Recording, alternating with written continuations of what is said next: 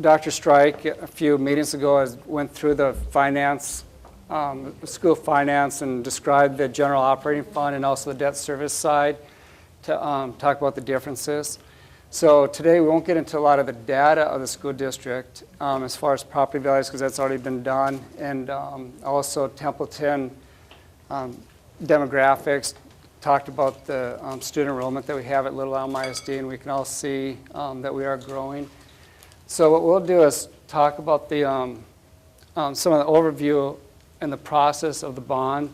And a couple of things I'd like you to come out of it is that the board authorization is not the same as, or the bond authorization is not the same as bond sale. Or, and then also the timing of the sale and the amount of the sale has an impact on your tax rate and the bonding capacity that Little Elm ISD has.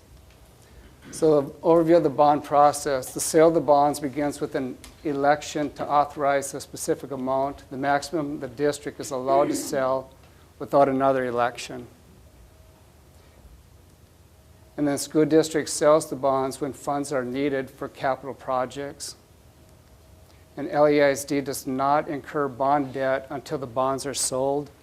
Even though the voters approve the bond issue, there are no costs incurred until the bonds have been sold. And the bonds being authorized does not obligate the district to sell bonds. The district sells bonds when the funds are needed for the approved projects. And the last time we had a bond sale was $144.5 million was in 2002. And in that, you know, the authorization was for $144.5 million. In 2017, even as late as that date, we were selling part of that authorization of $21 million, which is building the renovations at the high school. So again, just because that bond authorization, again, it could be $1, it could carry us out into the future some, and then what Megan had talked about in the survey, some scenarios of what the tax rate would be and what a bond, that was very generalized. And as we go forward into an option, or not an option, just a scenario at the end of the instance of delaying a project for a few years and where our bonding capacity will increase. So it gets quite technical when we're trying to determine the bonding capacity and how much bonds we can sell.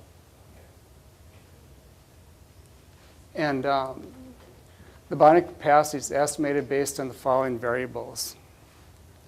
The beginning assessed valuation of our taxable property. We're about $3.3 billion. We're growing at this last year almost 20%. I'm sure as you all see it in your home values.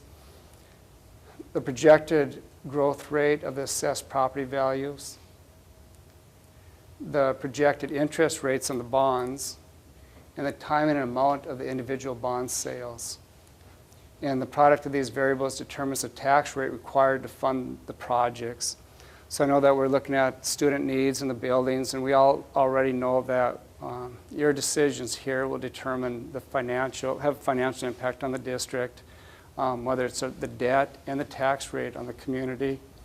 And this here is a scenario, and that's all this is. And what I did is I called our financial advisor, said, okay, if we had 3 sales of on these, you know, with this dollar amount, could you give us an idea of what their tax rate would be based on some assumptions? So again, this is just a scenario. The assumption here is 18% property value growth for 1 year, and it's 7.5% for 2 years, and then 5% for 3 years after that, and then it stays flat.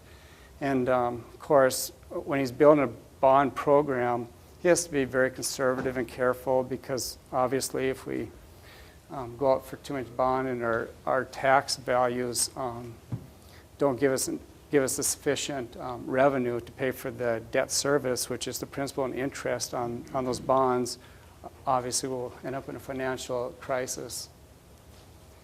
And so I asked him about $195 million and sell $105 million of bonds in 2018, sell $80 million of bonds in 2020, and $10 million of bonds in 2022. And the debt service tax rate would increase about 10.15 cents from 37 cents to 47.2 0.15. And that's the impact of this one scenario. There's a lot of different scenarios that we could have out there, and that'll all be determined based on what your decisions are on the type of facilities and the size of the bond and the needs of the school district. And so after these meetings, what we'll do is get with the financial advisor, and he'll tell us when to sell bonds. And just remember this last, again, the 2002 authorized bonds weren't sold until 2017.